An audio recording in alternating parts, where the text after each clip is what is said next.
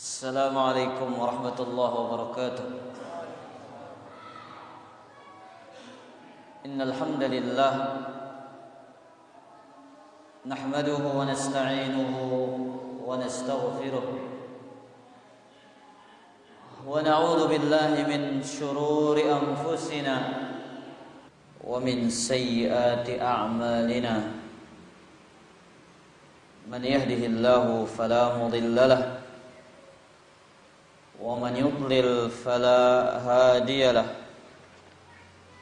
أشهد أن لا إله إلا الله وحده لا شريك له وأشهد أن محمدا عبده ورسوله يا أيها الذين آمنوا اتقوا الله حق تقاته ولا تموتن إلا وأنتم مسلمون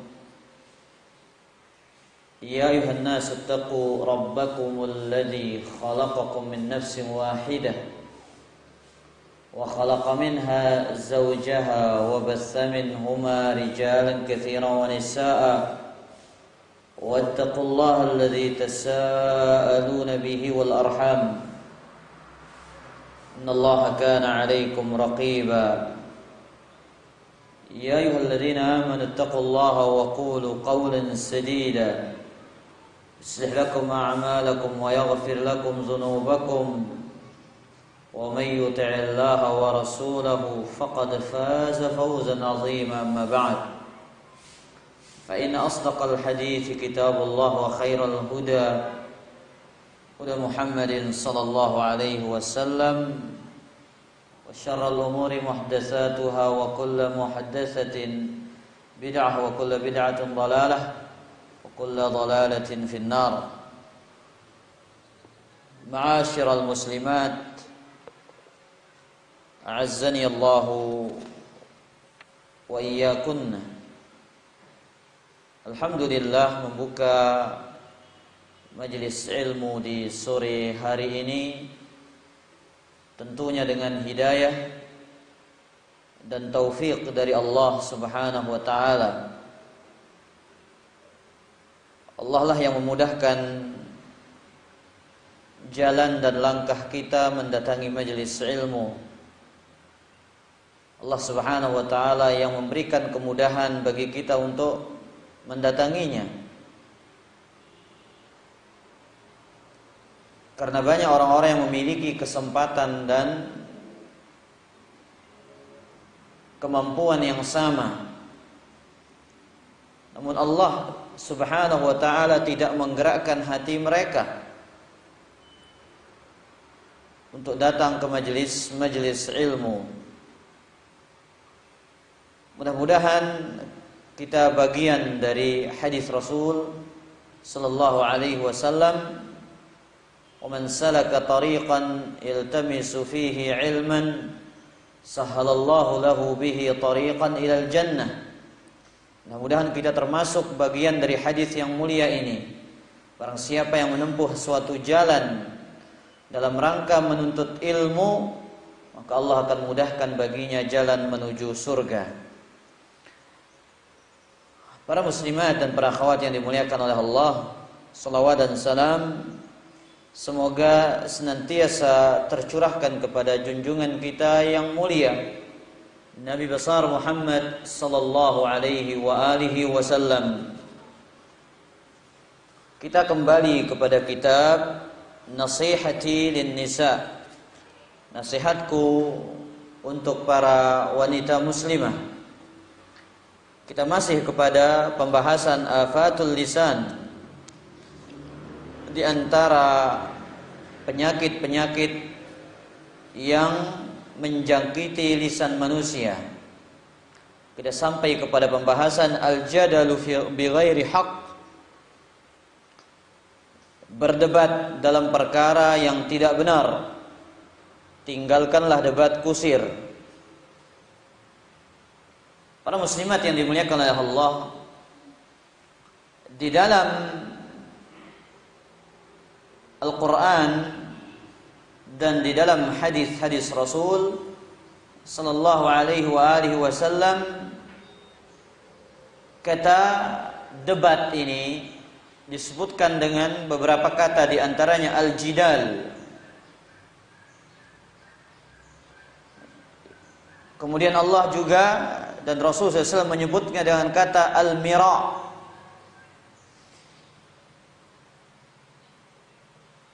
Ini bahasa yang disebutkan oleh Allah dan yang disebutkan oleh Rasul sallallahu alaihi wasallam, al-jidal wal mira. Ya.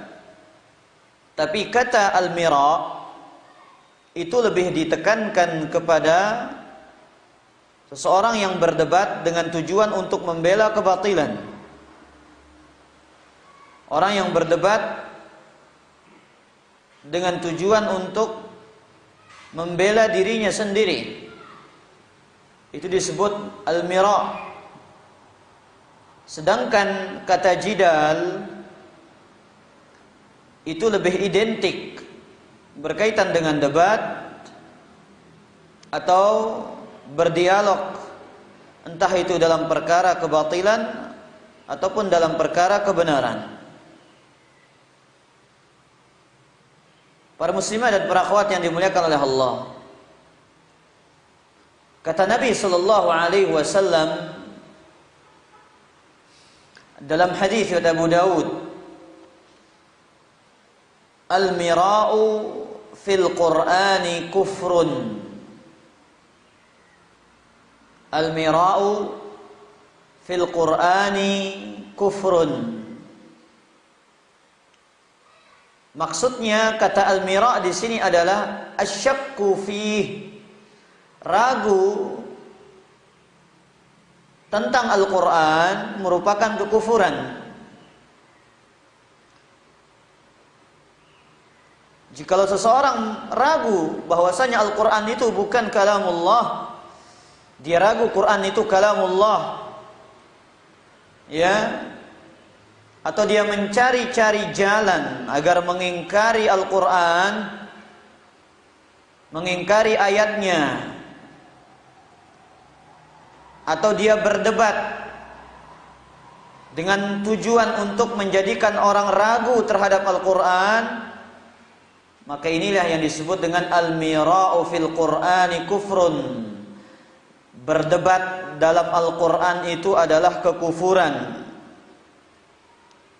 Ya, artinya ragu terhadap Al-Quran itu firman Allah, ya, atau dia mencari-cari jalan untuk mengingkari Al-Quranul Karim, atau dia berdiskusi, berdebat untuk tujuan menjadikan orang-orang ragu terhadap Al-Quran, maka ini adalah kekufuran.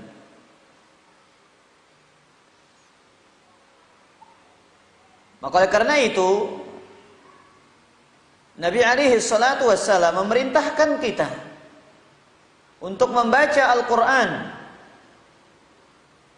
dan menghindari perdebatan tentang Al-Quran. Dalam hadis riwayat Al-Imam Al-Bukhari, Nabi sallallahu alaihi wasallam bersabda, "Iqra'ul Qur'an." Baca Al-Quran. Ma'talafat alaihi qulubukum, selama hati-hati kalian masih bersatu. Bacalah Al-Quran selama hati-hati kalian masih bersatu. Fa idza ikhtalaftum faqumu anhu, jikalau kalian sudah berselisih, maka berdirilah darinya. Apa maksud hadis ini, para akhwat dan para muslimat? Baca Quran selama hati kalian masih bersatu. Jikalau kalian berselisih, berdirilah darinya. Apa maksudnya? Jikalau kita berbeda, kata para ulama, jikalau kita berbeda dalam memahami maknanya, ya, maka jangan kita terjun ke dalam debat kusir yang itu akan menjadikan kita berselisih dan bermusuhan. Ya. Kata para ulama, "Idza ikhtalaftum fi fahmi ma'ani, faqumu anhu li'alla yu'addi bikum ila al-ikhtilafu ila syarr." Jikalau kalian berbeda pendapat tentang memahami Al-Qur'an, maka berdirilah. Ya, jangan dilanjutkan dengan debat kusir, agar kalian tidak terbawa kepada perselisihan yang membawa kepada keburukan. Sebagian para ulama juga mengatakan maksudnya adalah baca Quran, bersatulah di atas Al-Quran. Ya. Dan jikalau terjadi perselisihan, terjadi perbedaan tentang ayat-ayat yang ada di dalam Al-Quran, ayat mutasyabihah, maka tinggalkan itu dan berpegang teguhlah dengan ayat-ayat yang muhkam. Ayat mutasyabih, ayat yang rancu maknanya. Sedangkan ayat muhkam adalah ayat yang jelas maknanya. Mutasyabih tidak tahu maknanya kecuali oleh orang-orang yang berilmu.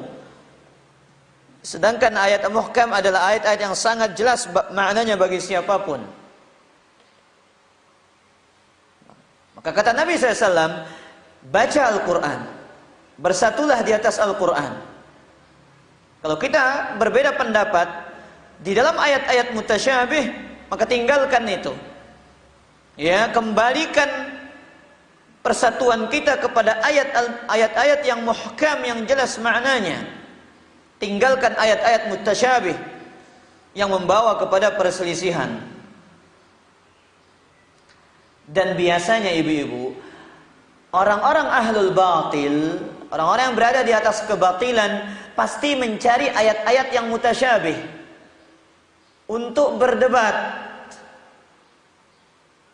Dicari ayat-ayat yang tidak jelas maknanya, yang tidak diketahui maknanya oleh seluruh kalangan manusia. Tapi itu digunakan untuk berdebat, untuk mencari fitnah. Makanya kata Umar bin Khattab radhiyallahu taala anhu, "Innahu sayati nasun yujadilunakum bisyubuhatil Qur'an." Sesungguhnya akan datang nanti suatu masa di mana manusia akan berdebat dengan kalian tentang syubhat-syubhat Quran. Mereka mendebat kalian dengan syubhat-syubhat Quran. Dipakai mendebat kita ayat-ayat Al-Quran. Tapi yang dia inginkan adalah kebatilan. Sebagaimana orang-orang Khawarij. Dikatakan oleh Ali bin Abi Thalib, kalimatu haqqin urida bihal batil. Kalimat yang benar, tapi dari kebenaran yang ada dalam kalimat itu, dia menginginkan kebatilan. Akan datang suatu zaman, kata Umar, orang-orang yang berdebat dengan kalian dengan syubhat Al-Quran.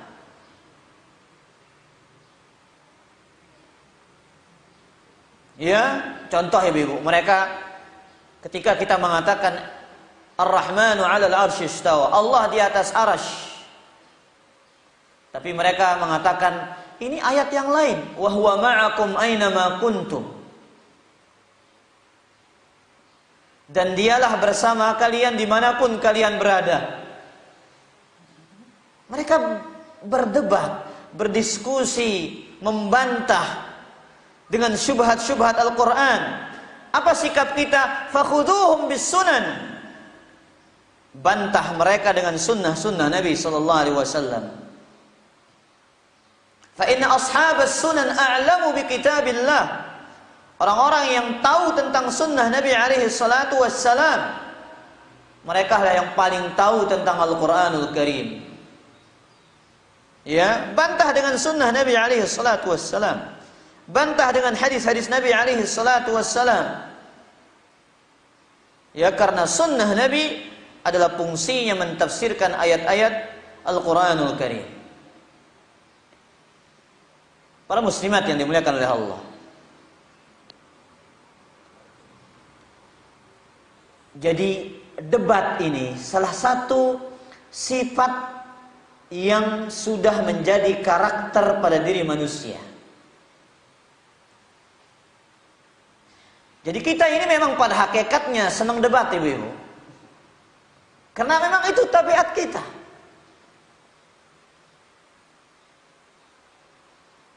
Makanya tidak jarang antara suami dan istri dalam satu perkara itu berdebat.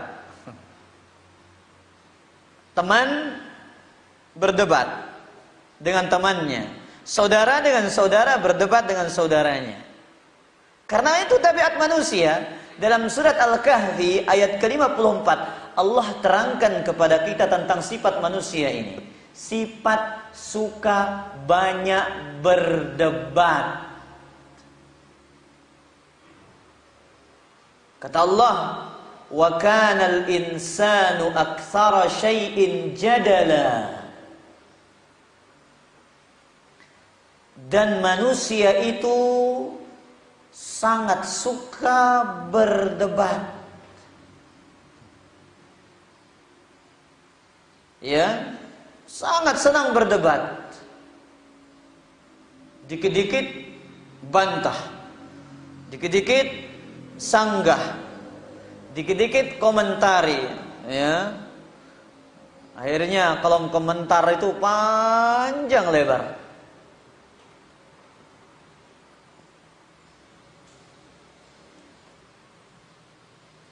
Dalam hadis yang diriwayatkan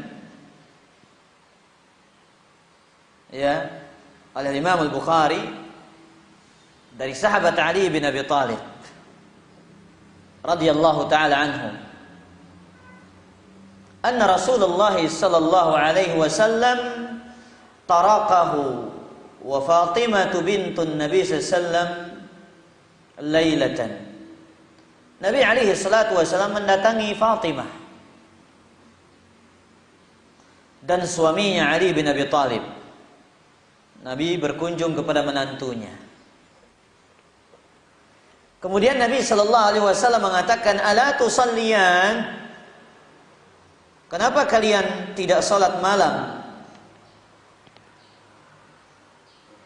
Jadi kata taraqahu itu artinya datang pada malam hari. Ya. Nabi mengatakan kepada menantunya dan anak wanitanya Fatimah radhiyallahu taala anhuma, "Kenapa kalian tidak salat malam?" Faqultu ya Rasulullah, anfusuna biyadillah. Fa idza syaa'a an yab'atsana ba'atsana. Lihat jawaban sang menantu Ali bin Abi Thalib. Ini menunjukkan ibu-ibu dan para akhwat, manusia itu memang suka berdebat, suka membantah. Apa kata sang menantu? Wahai Rasulullah, hati kita ini kan di tangan Allah. Jikalau Allah mau buat kita sholat, ya kita sholat. Jikalau enggak, ya enggak sholat kita. Ya. Jadi atente ini Allah hepena mana? Belum memilih Allah miya ita sholat bersolat kita. Namun dia memilih Allah benda ita sholat. Jadi seolah-olah Ali mengatakan, Rasulullah, benda naman milih Allah miya ada sholat masih ini. Jadi Allah belum berkehendak kita ini ingin sholat. Bayangkan para ummahat, Ali bin Abi Thalib membantah Rasul SAW. Menantu membantah mertuanya. Bukan sembarang mertua loh. Rasul alaihi salatu wassalam dibantah dengan ucapan ini. Akhirnya apa kata Nabi sallallahu alaihi wasallam? Fansarafa hina qulna dzalik. Akhirnya beliau berbalik pulang ketika mendengarkan ucapan kami. Walam yarji' ilayya syai'an. Beliau tidak menjawab, membantah sedikit pun. Nabi enggak bantah, Nabi enggak balas. Kalau Nabi ingin balas bisa saja terjadi diskusi, terjadi saling membantah. Tapi Nabi memukul pahanya. dipukul pahanya sambil membaca wa kanal insanu aktsara syai'in jadala. Manusia ini memang tabiatnya suka membantah dan berdebat. Ya. Jadi manusia ini memang begitu tabiatnya, Ibu. Senang dia saling komentari, saling debat, saling membantah. Maka oleh karena itu, para ulama kita menyebutkan berdebat dalam perkara yang tidak benar ini termasuk dosa besar.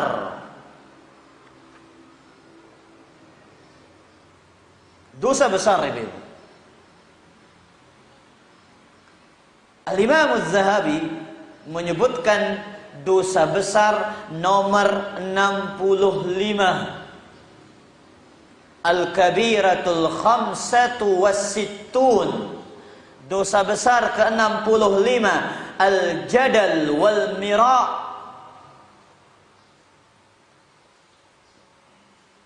Perdebatan, pertengkaran.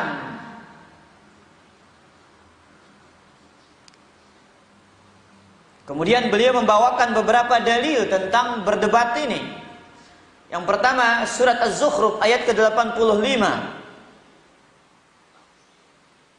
Ya.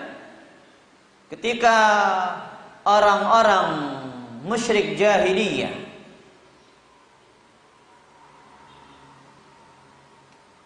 mendebat Nabi alaihi salatu wassalam, kemudian Allah sebutkan tentang mereka, wa qalu alihatuna khairun amhu. Orang musyrik ini mengatakan, manakah yang lebih baik, sesembahan-sesembahan kami ataukah sesembahan dia?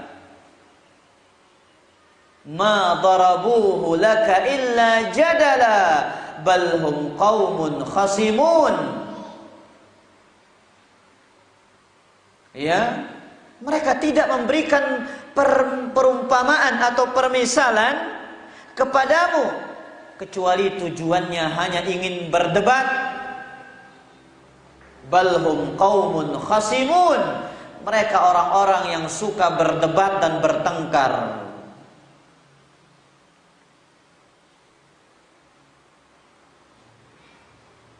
Kenapa para akhwat dan para ummahat? Orang berdebat itu kebanyakannya bukan ingin mencari kebenaran, tapi sebaliknya berdebat untuk mencari pembenaran.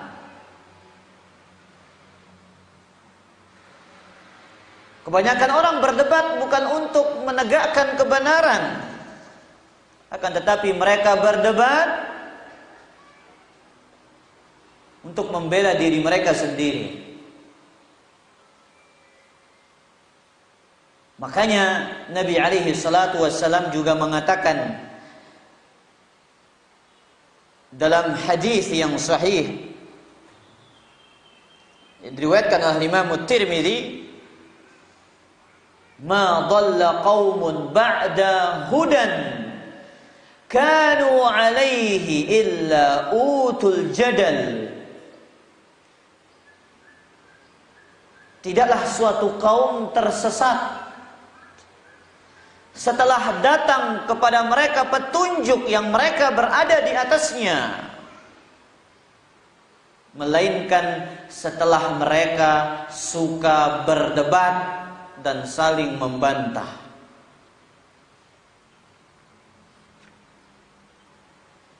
Makanya orang-orang yang suka mendebat ini adalah orang-orang yang paling dibenci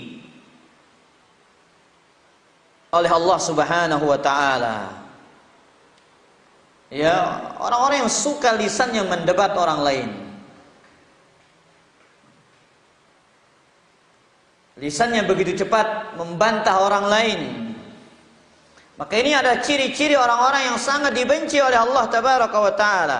Dari hadis Aisyah radhiyallahu taala anha, riwayat Imam Al-Bukhari wa Muslim, inna abghadar rijali ila Allah al-aladdul khasim. Orang yang paling dibenci oleh Allah Subhanahu wa taala adalah orang yang lisannya ya sangat suka berdebat dan membantah.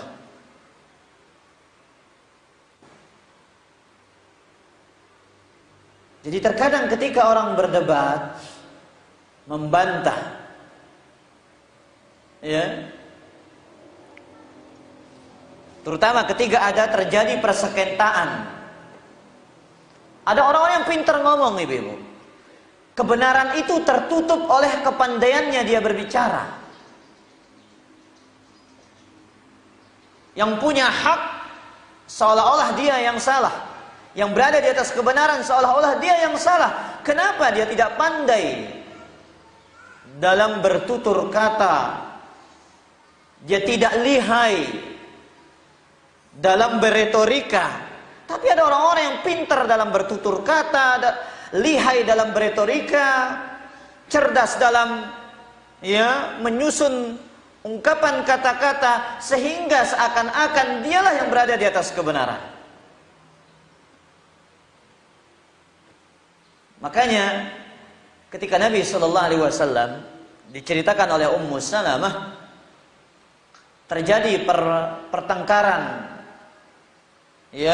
di depan pintu Nabi alaihi salatu wassalam antara istri-istri beliau.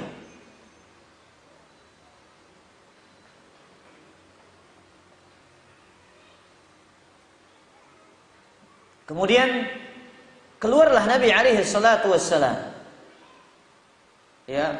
Terjadi pertengkaran di hadapan pintu kamar Nabi SAW di antara para sahabat. Kemudian Nabi keluar kepada mereka, "Innama ana basyarun." Sesungguhnya aku hanyalah manusia biasa. Wa innahu ya'tinil khasmu fala'alla ba'dakum ayyakuna ablagha min ba'd.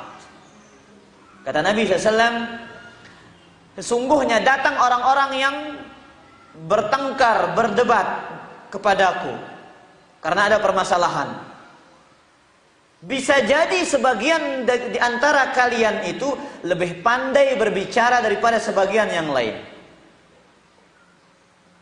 Fa ahsabu annahu sadaqa, dan aku mengira kebenaran itu ada pada dia yang pintar ngomong itu. Fa aqdiya lahu bidzalik, akhirnya aku putuskan kebenaran itu untuk dia.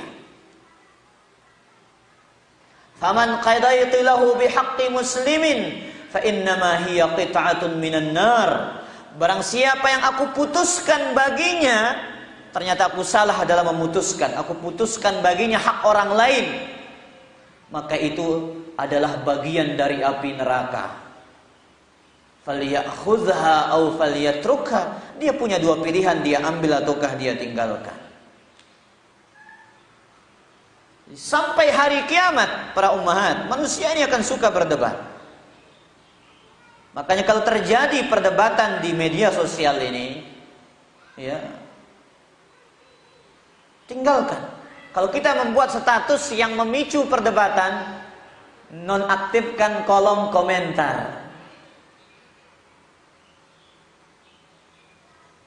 Manusia ini sampai hari kiamat akan terus berdebat. Kata Allah dalam Al-Quran, dalam surat An-Nahl ayat 111, "Yauma ta'ti kullu nafsin tujadilu an nafsiha." Pada hari di mana setiap jiwa akan datang membantah dirinya sendiri. Jadi kita pada hari kiamat kita akan membantah diri kita sendiri. Anggota badan ini akan menjadi saksi. Ketika lisan kita, mulut kita mengingkari segala apa yang kita lakukan di dunia,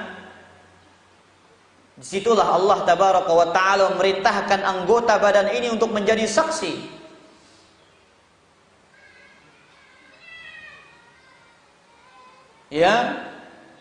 Jadi anggota badan kita sendiri yang akan membantah dari lisan-lisan kita.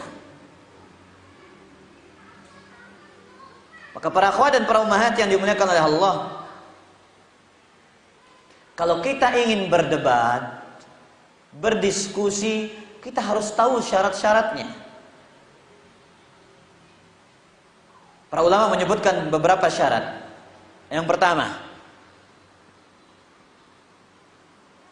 ikhlasun niyyah lillah, wa huwa syartul awal litaksurul barakah wa ta'zumul faidah wa yanqat'ul lujaj. Yang pertama, ikhlas niat karena Allah. Ini syarat pertama. Niat kita ikhlas membela kebenaran, mencari kebenaran.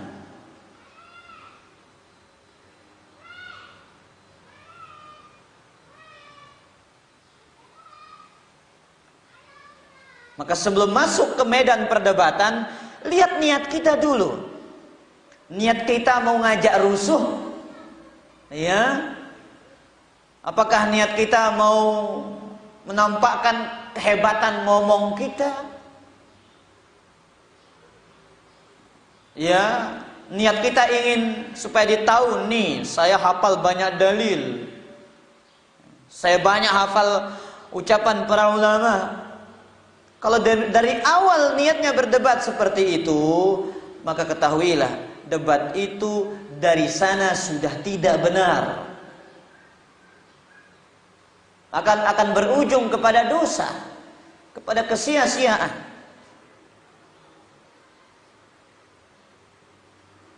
Kemudian yang kedua, yajibu ayyakuna al-jadalu bil ilm. Berdiskusi dengan ilmu. Ya, nah, ibu-ibu, para akhwat, kalau debat itu dengan ilmu, bukan dengan perasaan, bukan dengan retorika, enggak.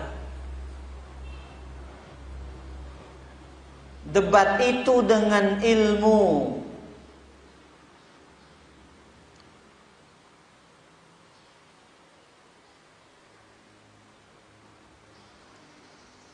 Maka orang-orang yang berdebat tanpa modal ilmu, ujung-ujungnya kata-kata kasar. Itulah yang disebut dengan debatnya Pak Kusir. Ya, akhirnya emosi, akhirnya saling caci, akhirnya saling hina. Kenapa? Dia nggak paham, dia nggak punya ilmu.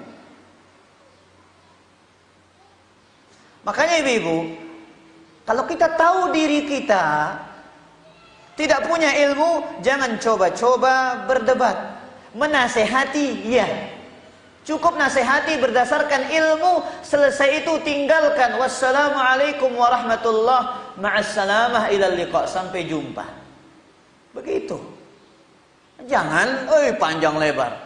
Ente yang nggak paham, anti yang nggak paham, terus.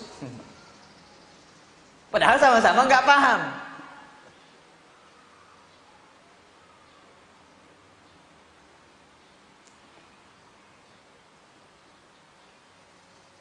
Makanya Allah katakan di dalam Al-Quranul Karim, ha antum haula'i hajajtum fima lakum bihi ilm, falima tuhajjuna fima laysa lakum bihi ilm. Kenapa kalian berdebat dalam perkara yang kalian tidak memiliki ilmu di dalamnya?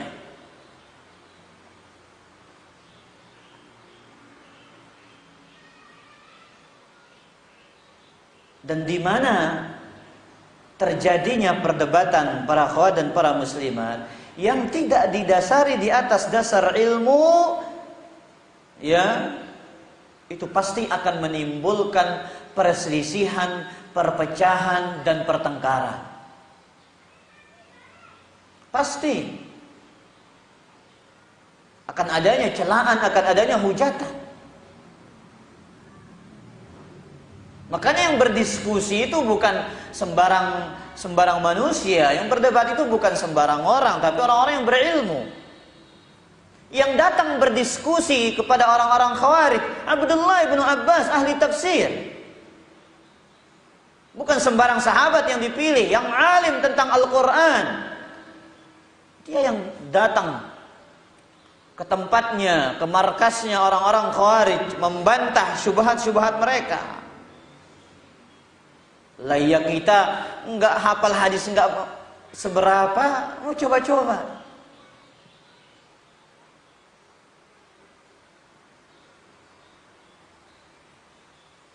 Kemudian syarat yang ketiga,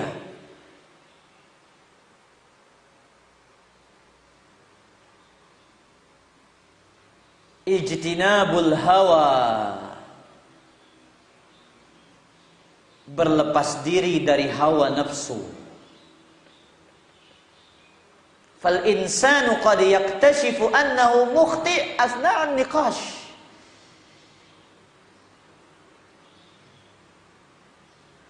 Terkadang seseorang dia tahu dirinya salah ketika berdebat, dan dia tahu lawannya di atas kebenaran.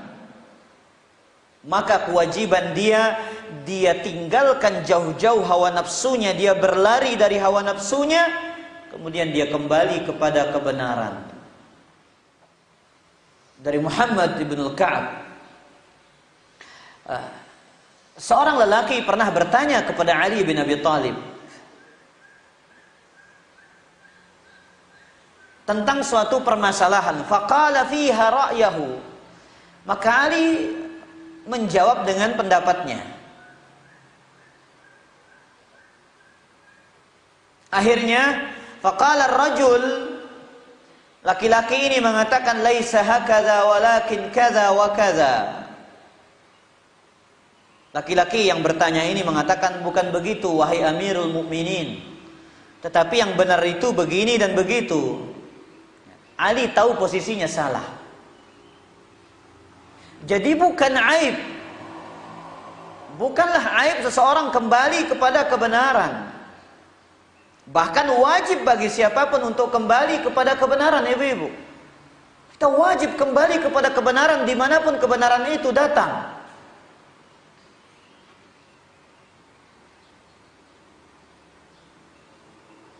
Ya, terkadang kebenaran ada pada orang lain, kita harus terima tatkala kebenaran itu disampaikan kepada kita. Makanya Ali dengan segera mengatakan, asabta wa akhta'tu, engkau benar dan aku yang salah. Karena Allah mengatakan, wa fawqa kulli dzi ilmin alim, di atas orang-orang yang punya ilmu itu ada yang lebih berilmu lagi. Ya, tapi sebagian orang dia nggak mau kembali rujuk kepada kebenaran, ibu-ibu. Dia lebih bersikukuh dengan pendapatnya dia. Ya, dia lebih mempertahankan kebatilan yang ada pada dirinya. Terlebih dia merasa dirinya lebih senior, lebih hebat, lebih berilmu. Itu yang dirasakan kepada dirinya sehingga dia menolak kebenaran. Dia tidak mau kembali kepada kebenaran. Sehingga ketika terjadi debat dua orang di antara ustadz kita dengan ustadz-ustadznya mereka, ketika dikatakan, ya kita tahu perkara ini adalah bid'ah, katanya. Ya, bid'ah mungkarah di dalam kitab ini dan itu. Tapi kan ini sudah menjadi tradisi masyarakat, kalau kita memerangi, kita yang diperangi, katanya. Tinggal dia rujuk mengatakan, ya pendapat saya salah. Tinggal dia mengatakan demikian. Apa susahnya dia mengatakan itu kebenaran? Taib.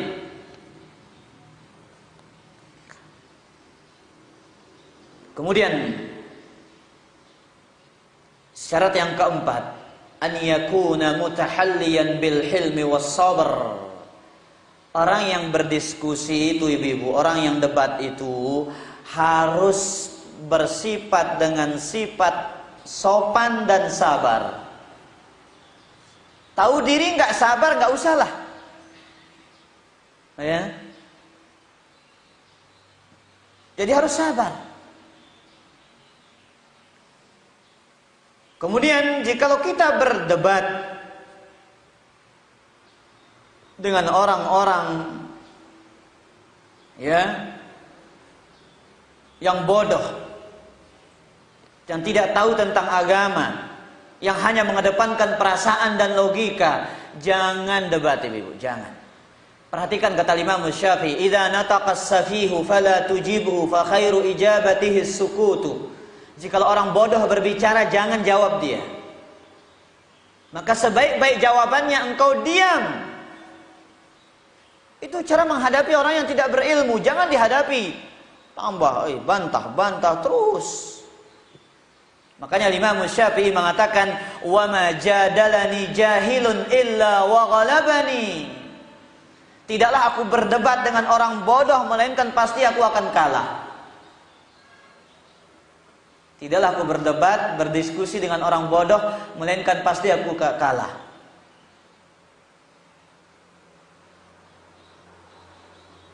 Ya, apalagi di media sosial, Ibu-ibu. Banyak kerugian yang kita dapatkan debat di media sosial ini.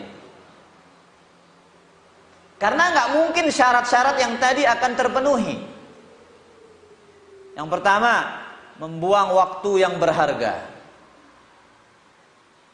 Habis waktu untuk debat kusir yang terkadang tidak ada ujungnya.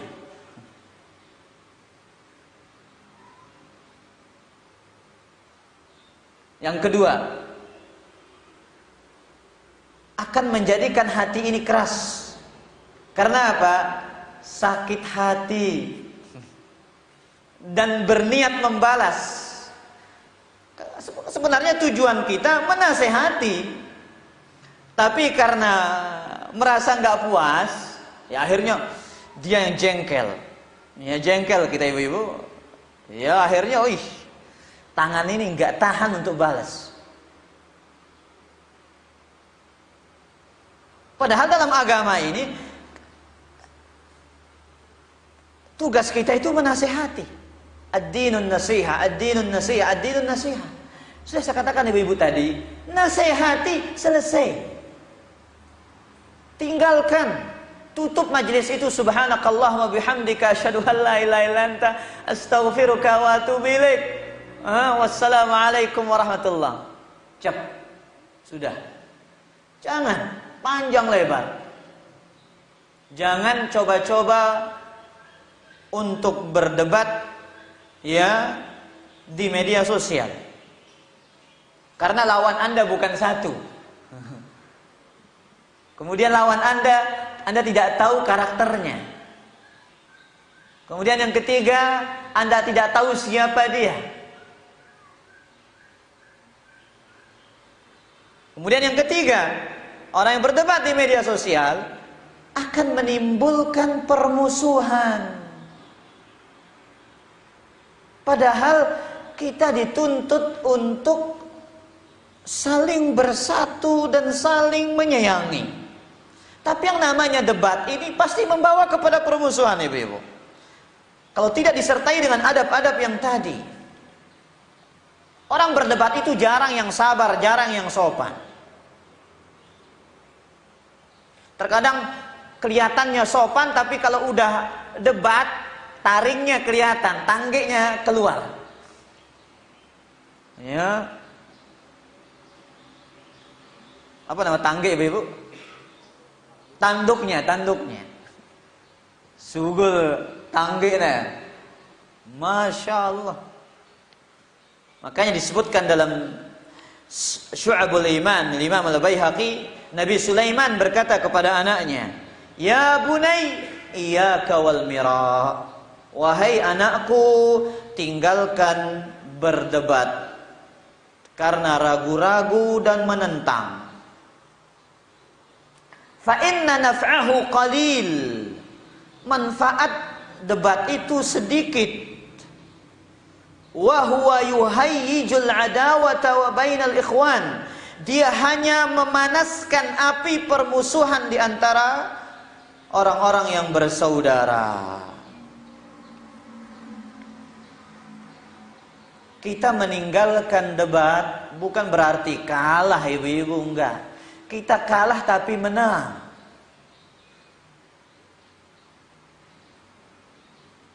Saya cerita pengalaman pribadi. Saya pernah berdiskusi dulu dengan salah seorang, ya, melalui media sosial. Saya di negeri Timur Tengah, dia di negeri Lombok. Bayangkan ibu-ibu, 2 jam 3 jam itu nggak kelar. Yang ada panas terus ini hati ini. Saya tidak terima pokoknya. Pokoknya dia datang, belum dia selesai nulis, kita udah nulis. Hantam terus.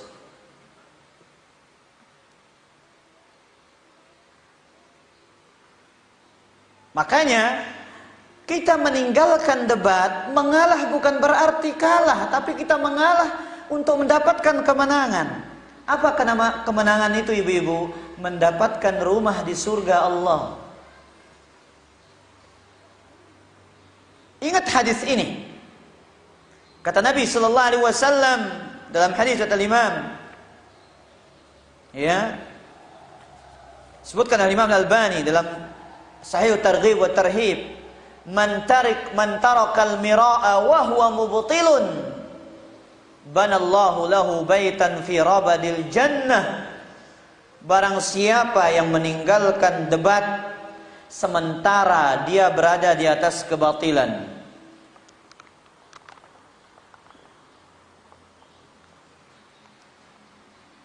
Allah akan bangunkan baginya rumah di pinggiran surga. Orang dia di atas, dia nggak benar, dia salah, tapi dia tinggalkan debat, Allah akan bangunkan baginya rumah di pinggiran surga.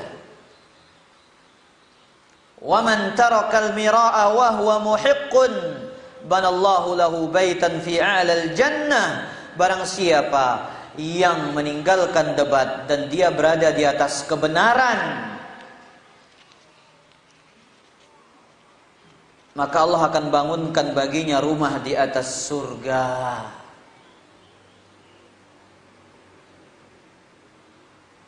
Baik. Para muslimat yang dimuliakan oleh Allah. Kemudian jangan pernah kita berdebat dengan ahli kalam, dengan orang-orang yang ahli filsafat. Dan jangan pernah berdebat dan saling membantah dalam urusan agama yang kita tidak memiliki ilmu tentangnya. Jangan coba-coba, ibu.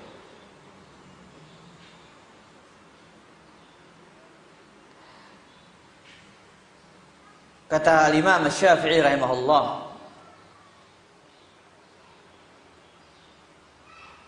ma nazartu ahlal kalam illa marratan wa ana astaghfirullah azza wa jalla. Aku tidak pernah berdebat dengan ahli kalam, ahli filsafat, kecuali hanya 1 kali. Dan setelah itu pun aku beristighfar kepada Allah Subhanahu wa taala. Karena biasanya orang-orang ahli filsafat ini pintar ngomong, ibu-ibu. Jadi hati-hati.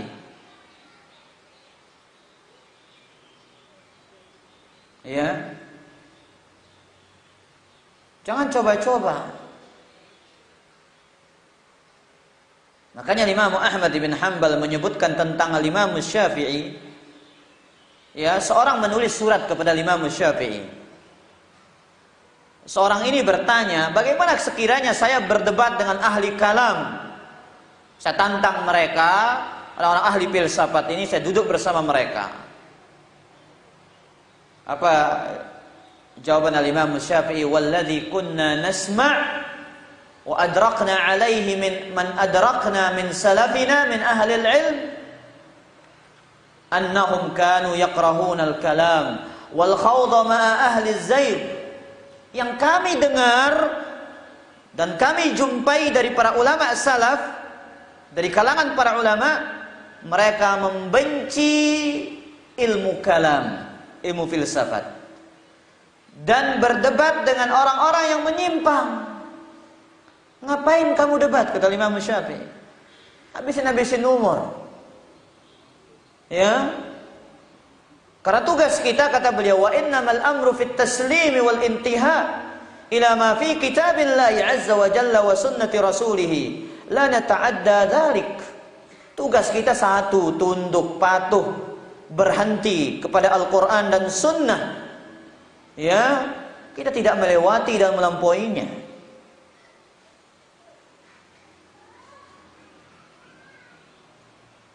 Maka para muslimat yang dimuliakan oleh Allah, ya, jadi di antara perkara yang harus kita tinggalkan di masa-masa seperti saat ini adalah meninggalkan debat kusir ini.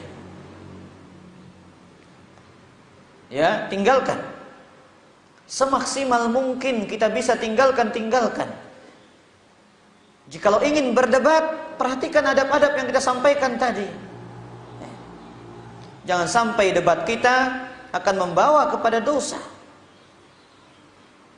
Ya, jangan sampai dengan kita berdiskusi itu kita akan menolak kebenaran yang datang dari Allah Subhanahu wa taala dan Rasulnya. Jangan sampai ketika kita berdebat kita berbohong. Ya, malah menjatuhkan kita kepada dosa yang double, dosa yang lebih dari satu. Maka oleh karena itu Al-Imam Muhammad bin Idris Asy-Syafi'i rahimahullah, ya, beliau menyampaikan sebuah nasihat dengan mengatakan, ya, al-mira'u fil ilmi yuqassil quluba wa yuwarrisud daghain. Berdebat itu akan membuat kerasnya hati dan mewariskan dendam. Dan ini betul terjadi, Ibu. Betul. Ketika kita tidak bisa membantah hujah seseorang, hati kita ini akan terasa berat. Kita akan jengkel. Ya, kita menunggu saat di mana kita bisa membalasnya.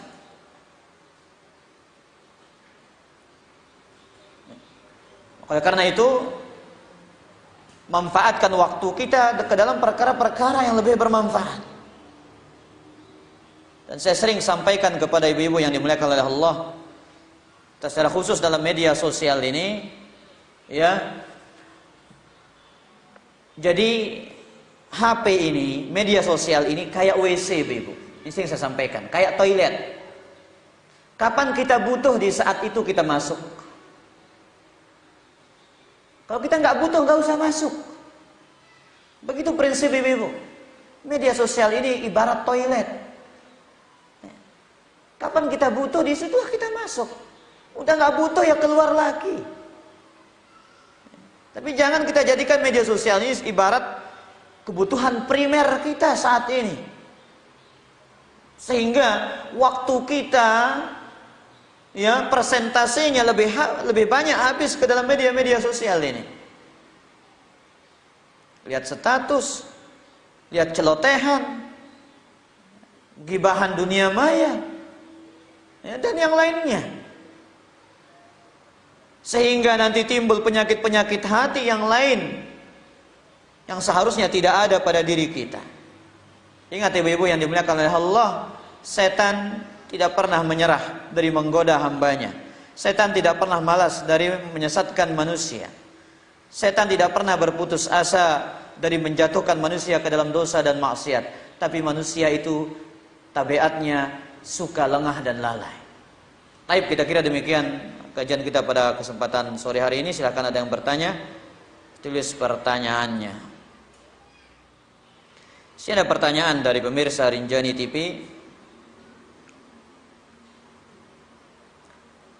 Assalamualaikum Ustaz. Suami saya kadang memposting isi kajian sunnah yang saya dengar. Karena di sekitar saya, bahkan keluarga saya, banyak yang melakukan ibadah yang tidak ada tuntunannya. Tapi banyak yang komentar buruk yang kami terima. Bahkan ada yang bilang kami aliran Wahabi yang selalu membid'ahkan segalanya. Padahal maksud saya dan suami agar keluarga yang tidak sempat pergi kajian juga bisa mendapatkan pengetahuan atau ajaran yang benar. Apakah saya dan suami termasuk sudah membuat perdebatan kusir? Enggak. Ini nasihat ibu-ibu. Ini nasihat, ini ilmu yang disampaikan. Urusan mereka terima, alhamdulillah. Urusan komentar enggak baik itu wajar. Wajar ibu-ibu. Jadi wajar kalau dikomentari dengan komentar yang enggak layak. Orang yang enggak suka kepada dakwah ini banyak. Orang yang enggak senang kepada dakwah ini sangat banyak. Ya, urusan mereka suka atau tidak suka itu urusan kesekian. Yang penting tugas kita adalah ad-dinun nasihah, ad-dinun nasihah, ad-dinun nasihah. Agama nasihat, agama nasihat. Kita sampaikan dengan cara yang baik. Kalau mereka terima, alhamdulillah. Sisanya doakan mereka diberikan hidayah oleh Allah. Jangan dilayani, jangan ditanggapi komentar-komentar negatif mereka. Selalu sambut dengan lapang dada dan senyuman. Allahu ta'ala ala wa'ala. Assalamualaikum, izin bertanya Ustaz, jika kita niat sedekah buat bapak kita yang sudah meninggal, apa kita juga dapat pahala? Iya, dapat pahala. Ya, karena dia telah mensedekahkan untuk orang tuanya. Pahala dia berbakti kepada orang tuanya, ini termasuk berbakti. Dan ibu-ibu, sepakat para ulama, ya, tidak ada khilaf perbedaan di kalangan para ulama. Sedekah itu sampai untuk orang yang meninggal dunia.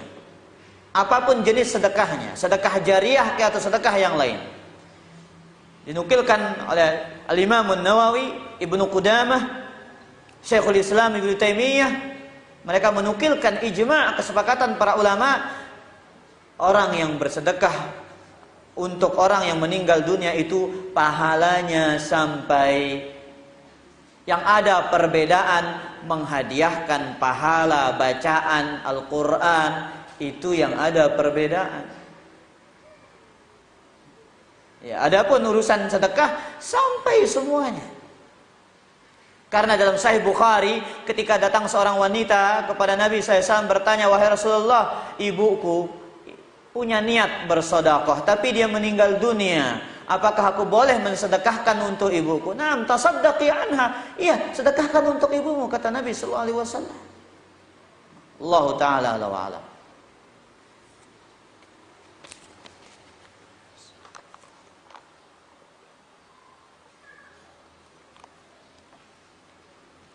Sebelum menikah dulu, mungkin lebih dari 10 tahun, saya dengan sengaja mengganti puasa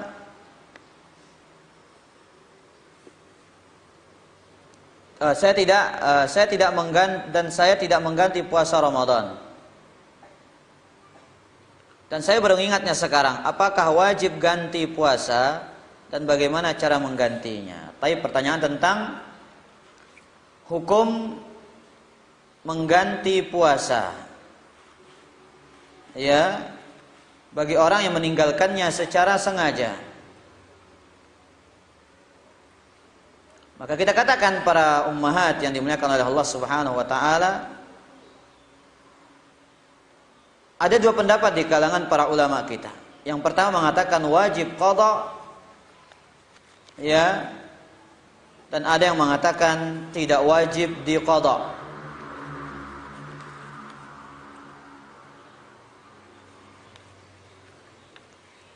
Orang yang meninggalkan puasa Ramadan tidak terlepas dari dua keadaan.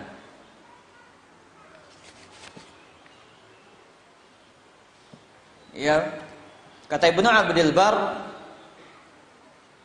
wa ajma'atil ummatu wa naqalatil kafatu fi man lam yasum ramadana 'amidan wa huwa mu'minun bi fardhihi wa innama tarakahu asharran aw bataran ta'ammada dhalika thumma taba anhu anna 'alaihi qada'uhu.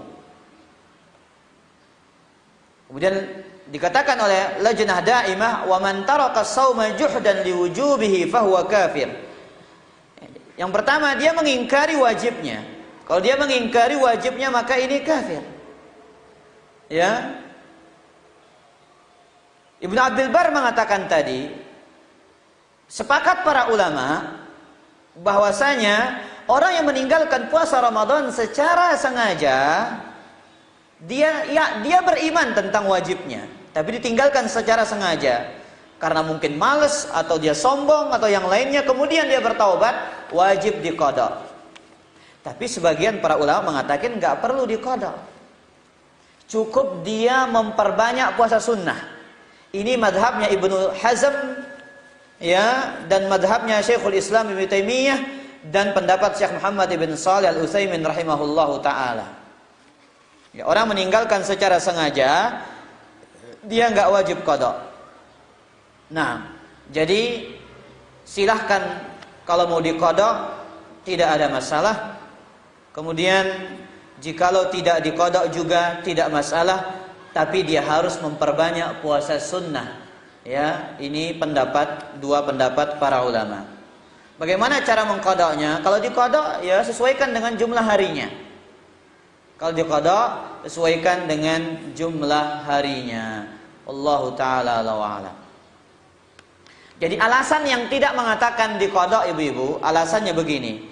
Karena dia melakukan ibadah di luar waktunya. Ya, orang yang melakukan ibadah di luar waktunya, ibadahnya enggak sah. Karena itu ditinggalkan secara sengaja. Wallahu taala a'lam. Bolehkah kita mengamalkan salawat Ibrahimiyah, Allahumma shalli ala Muhammad, ya Rabbi shalli alaihi wasallim, sebanyak bilangan tertentu? Apakah boleh kita bersalawat di setiap sela-sela aktivitas kita? Ya, disunnahkan banyak bersalawat kepada Nabi sallallahu alaihi wasallam, terutama besok hari Jumat. Ya. Kalau salawat Ibrahimiyah bukan begini, Ibu. Salawat Ibrahimiyah itu Allahumma salli ala Muhammad wa ala ali Muhammad kama sallaita ala Ibrahim wa ala ali Ibrahim innaka Hamidum Majid. Allahumma barik ala Muhammad wa ala ali Muhammad kama barakta ala Ibrahim wa ala ali Ibrahim innaka Hamidum Majid. Dengan jumlah bilangan tertentu, ini tidak ada dalilnya. Bilangan tertentu tidak ada dalilnya.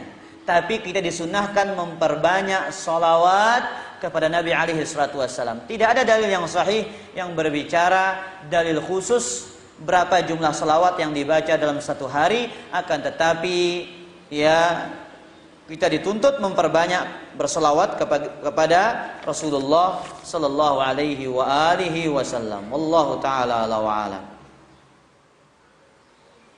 Apa arti kalbu dalam bahasa Indonesia? Kalbu itu sebenarnya jantung, ibu-ibu. Kalau kita terjemahkan hati, kan? Ya. Sebenarnya kalbu itu jantung. Karena jantung ini sehat, otomatis anggota badan yang lain yang sehat. Jantung ini adalah poros kehidupan manusia di sini. Aliran darah dari jantung nggak normal, yang lain nggak bakal normal. Jantung sakit, anggota badan yang sakit. Itu maksud hadis Nabi SAW. Ala inna fil jasadi mudghah. Di dalam jasad manusia itu ada segumpal daging. Idza saluhat saluhal jasadu kulluh. Jikalau dia baik, maka akan baik, ya, seluruh anggota badan. Wallahu taala a'lam. Assalamualaikum Ustaz, izin bertanya, boleh kita menjauhi teman yang suka berdebat dan menghina salafi? Harus dijauhi. Ngapain berteman dengan orang-orang yang membawa kita kepada mudarat? Ngapain kita berteman dengan orang-orang yang hanya menimbulkan rasa sesak di dada? Cari teman-teman yang di atas sunnah, di atas manhajus salaf, yang dengannya kita bergandengan tangan, ya, sampai di surga Allah Subhanahu wa taala. Makanya sebagaimana dalam Sahih Muslim, orang yang beriman akan memberikan syafaat kepada saudara-saudaranya beriman. Kita cari teman-teman yang salih, teman-teman yang baik, yang bisa merangkul kita sampai ke surga Allah Tabaraka wa taala. Wallahu taala ala wa alam. Demikian kajian kita pada kesempatan ini, mudah-mudahan bermanfaat. Sallallahu ala nabiyina Muhammad. Subhanakallah wa bihamdika asyhadu an la ilaha illa anta astaghfiruka wa atubu ilaik. Assalamualaikum warahmatullahi wabarakatuh.